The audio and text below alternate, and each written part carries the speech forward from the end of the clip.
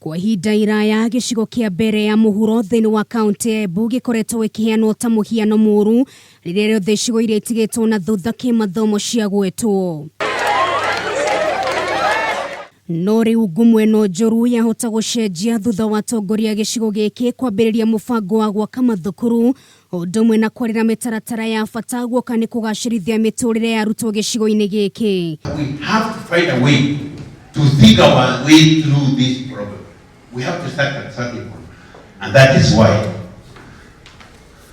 now that we have a professor, tukasema professor, tusaidie na mafikira weke wapi hapa.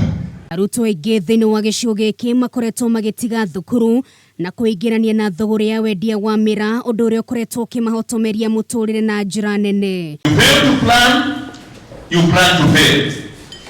And as CDF, we are not planning to fail. So we have looked at the future, because planning is also said to be futuristic.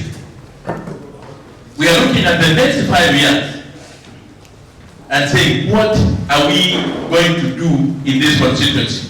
Kuringana na mũmbunge wa gĩcigo gĩkĩ Geoffrey King'ang'i nĩ meharĩirie kũrũnga arutwo arĩa marĩ kuo na kũmahe ikiro nginyanĩru cia mathomo ũndũ ũrĩa ũnyitĩtwo mbaru nĩ mũrũgamĩrĩri wa mĩhang'o ya mathomo thĩinĩ wa gĩcigo gĩkĩ. Kazi inafanywa na international standards.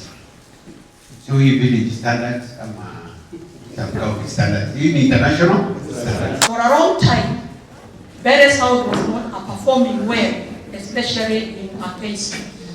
And you are always becoming number 5. Wagwetererwo rĩu nĩ kuona kana mĩbango ĩrĩa ĩgathĩkĩtwo nĩ gũkorwo ĩkĩguna arutwo aya na kana ikiro cia mathomo nĩ cigũkorwo ikĩambatĩra thĩinĩ wa gĩcigo gĩkĩ.